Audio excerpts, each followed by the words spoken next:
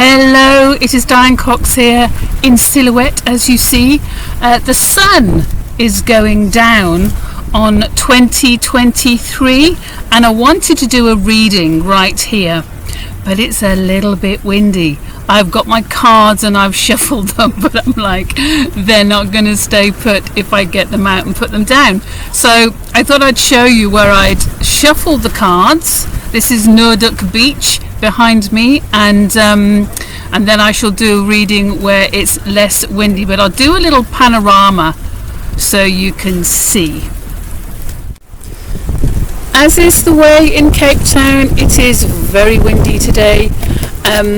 It's a beautiful day, a blessed day, a day full of gratitude for so many things, and there is the sun as it sets today, December the 31st, 2023.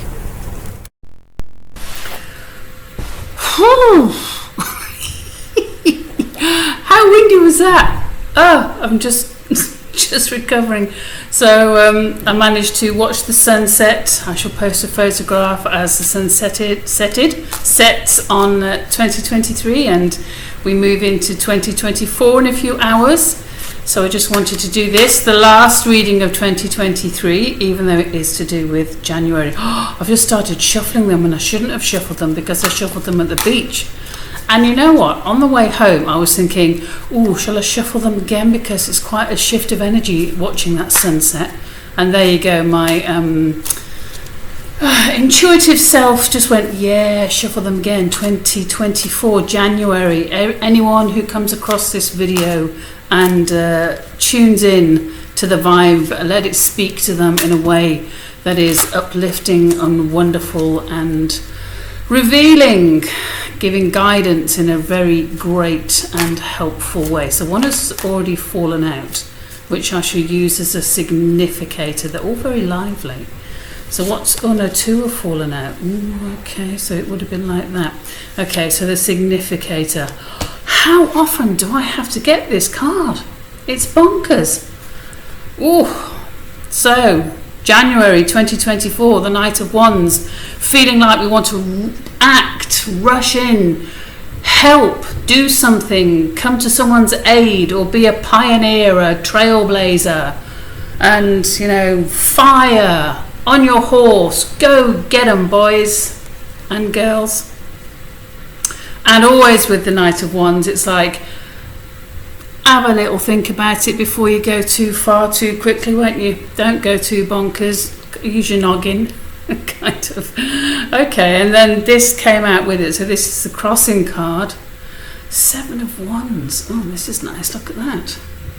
7 of Wands. Now, this is an interesting card in this deck because it's all, as you can see, there's a little bit of argy-bargy going on. It's not quite the 5 of Wands where you don't know if they're dancing or fighting or trying to put up some kind of tent or whatever. Here you have the 7 of Wands, Jason fighting and kind of having his friends really help him kind of win after the Golden Fleece, all on the battle to the Golden Fleece. So the 7 of Wands is giving you a message. Again, it's fire. Okay, it's a real interesting card in this deck, isn't it? When you look at the King and his red flag. Isn't that very interesting today? What does this say to me today, the 7 of Wands over the Knight of Wands? You know what I get from that? Even though it's all very kind of fiery and mad, it's almost like, don't get caught up in it. So you've got the fight, you've got the 7 of the Knight of Wands, and then the 7 is like, okay, the Knight is like, go for it, get in. That's almost like, if I was following on from that, I'd go, yeah, get in the fray, get in the battle, get in there, stand your ground, hold your own line and stuff. But also, when I was looking at it, it was like, and almost step back, because that's using your intelligence. It's like, is this my battle? Is this what I want to be fighting for? I mean, I know astrologically all the planets are going to be going forward very soon. I know a lot of them have come out of retrograde, But this is like, wow, as I said earlier on, it's real kind of pedal to the metal. And so this is like really that's what I just get from it today, really getting in there. But also kind of, is this the battle and the fight and the fray and the victory, fighting with victory, he's fighting for the fleece. He's fighting to kind of keep what he's fought for and well earned. Okay, so that's interesting. He's fighting to hold on to it, isn't he? Yeah, okay. Okay, so the overarching card for January. Oh, it's all fire. Funny. Okay, so you've got there the Ace of Wands. This is Zeus standing there. Potential, as you well know. Wands are potential. There he is with his golden fleece, and he's standing there with the world and his lightning bolts. He is the god of gods, and he is pure raw potential of what is possible. What is possible when you act, when you think, when you manifest, when you are dedicated to your cause. Okay, that this is a raw potential of creativity, of kind of just the opportunities that present themselves. Very nice, eh? All this fire for January, I say. I mean, I know you've all got that,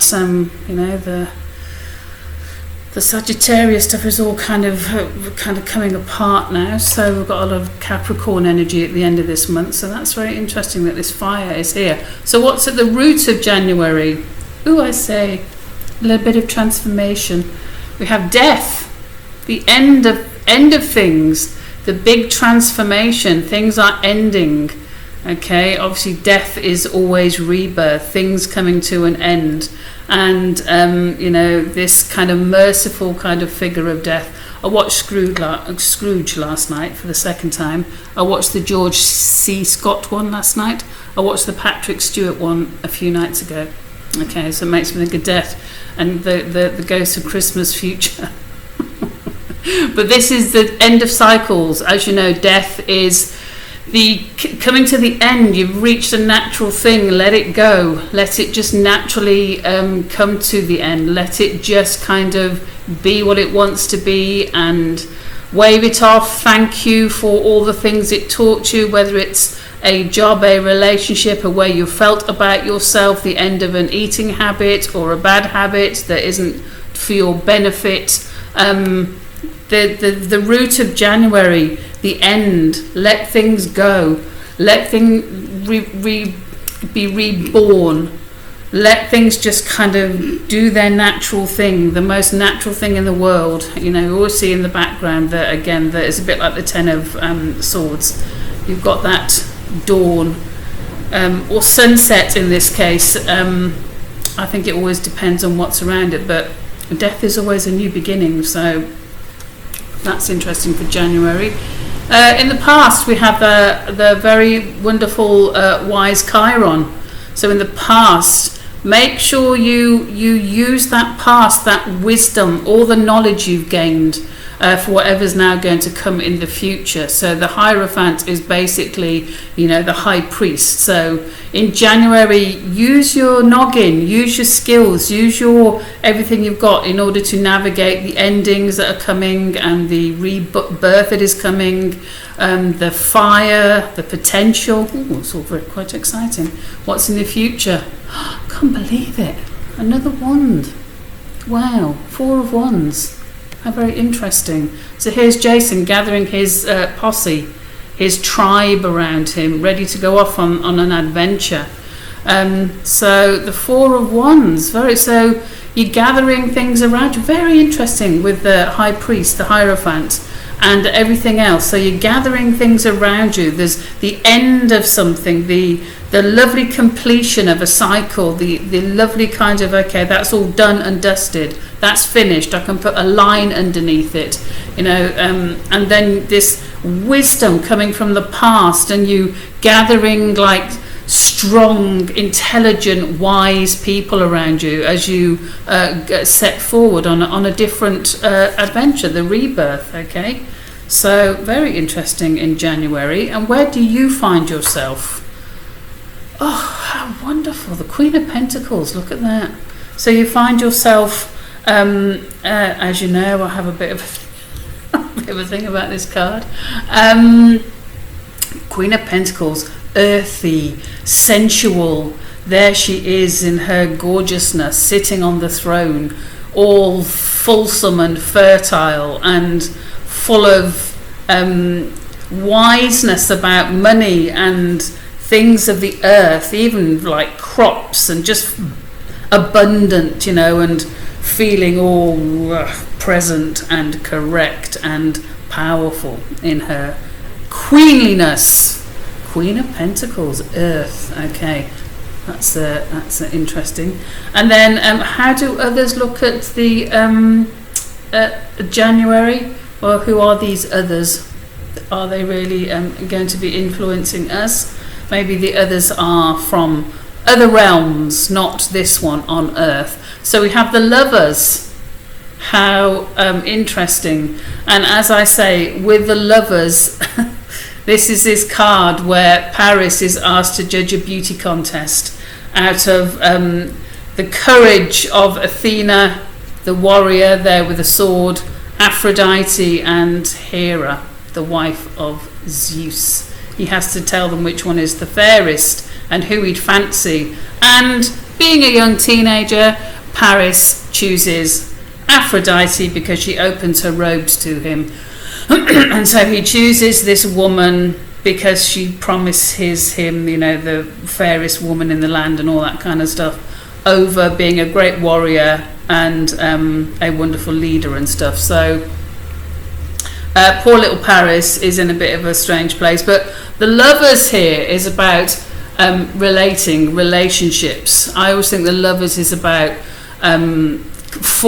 bringing to any relationship that which is really wholesome. So bringing to a relationship listening and giving and kind of supporting and all that kind of stuff. So when you're in relationship and the Lovers, the Lovers here for Paris, this card is about kind of immaturity and being driven by your instincts and being driven by your kind of more immature drives. This is what this card is actually about. So it's almost like, and he can't help it, it's a stepping stone, it's a learning lesson where he has to where he chooses Aphrodite because he's a bloke, how they're led by their nether regions often, not all of them, but they are lovers. So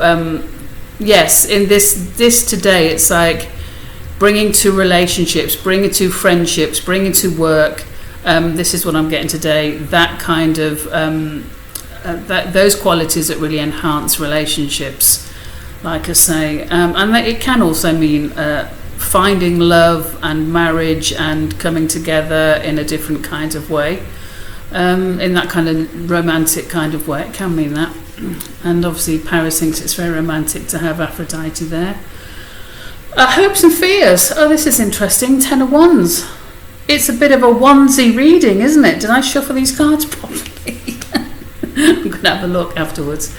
So the Ten of Wands, The Ten of Wands is where Jason is an older man, and he is kind of, he's had that heroic moment, and then it kind of fades. It must be being a bit like a celebrity. He has a heroic moment on the rescuing the fleece, and he's a big hero. And then he kind of stumbles around for many years and finds life very dull. And he goes a little bit kind of off his his peaceful, harmonious way. He gets depressed and stuff.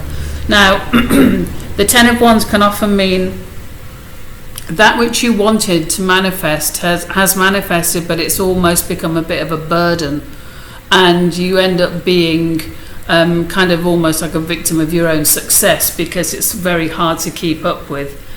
In this tale, it's more like Jason is just bored. He had that wonderful stuff, and now he's like doesn't know what to do with himself.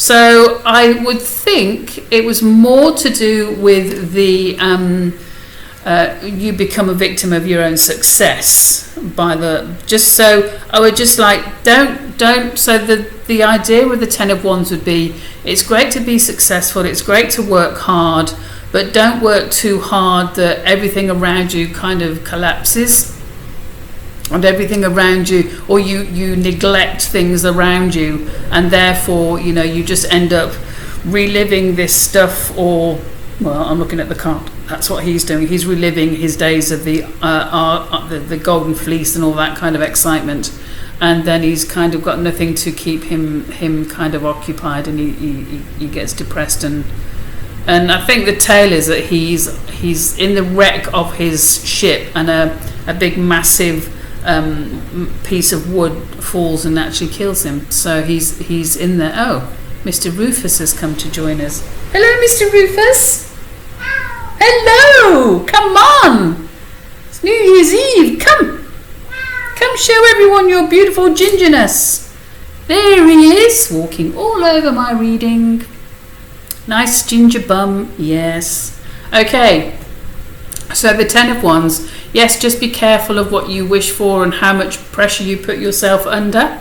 Just be mindful of that and try not to, basically. Hopes and fears, so it's not, set in stone. So what's the outcome for January? Oh, I say, really? Well, there, we have the Five of Swords. So the Five of Swords, here you've got Apollo telling poor Orestes that he has to go and kill his mother because his mother killed his father. Those myths again. Five of Swords, it can be between a rock and a hard place. It's funny, I said this earlier. No, that's a Five of Wands. The Five of Swords, it can be like an empty kind of battle. So it's kind of interesting. You've got this here, and then you've got this. It's like pick where you're going to put your energy. Pick it. Just think about where you want to put it. Don't be drawn. Okay, Rufus, off you go. Don't be drawn into anything that isn't really your energy, your situation. The Five of Swords is being asked to do something that can be challenging, testing, like the cat walking over you reading, putting his bum on my cards. Yes, the Five of Swords is a challenge, it's a test. Orestes is horrified by what Apollo is telling him to do. Apollo is threatening him if he doesn't do it, he'll be punished. And then obviously it's the Harpies that will punish him if he does do it. So he's again in between a rock and a hard place. So the Five of Swords. Okay, so January is going to have the tests. It's going to have some tests. It's going to have some challenge. Okay, so just go. Okay, it's going to have some challenge. I've got the wisdom of Zeus. Yes? Did you think? Zeus? Who do you think? Zeus or the Five of Swords? Rufus? He's looking at an empty space, like cats do. Anyway, so you've got the wisdom of Zeus. Use that. It's the overarching energy, wisdom, the wisdom of the gods. Pure potential. Utilize the endings. Okay, quite interesting having endings, end of cycles. Completing tasks, completing things that need kind of really wrapping up. And then this card being the Five of Swords. Okay, so like I say, this can mean empty victories. You think that you were going to, something that you achieved was going to give you some great high and great satisfaction, and then in the end it is a little bit of a wet squib kind of thing. That can also be a message of the Five of Swords. But here Orestes has to just accept his fate of what Apollo is telling him. So just accept some of the things in January. Don't get bogged down too much with what you're doing. Remember that inside you are this fertile, beautiful queen Even if you're a man, obviously you've got that divine feminine abundance, business acumen, good with money, good with crops, good with vegetables, good with abundance, okay? People come to you for advice. And Four of Swords, you're gathering your posse around you, your team. You're gathering people around you who know what they're doing. So there's some very, very positive stuff here. And I think having Lord Flashheart is a great, it's action. So it sounds like a month of balance, I actually think. It sounds a very balanced month. And of course, let's remember the two strongest cards here, the three strongest cards here, are the Lovers, okay? Marriage, coming together, making relationships, making them work, bringing all your great qualities to them. And then you have the wonderful wise high priest, bringing all that with you. And then you have death.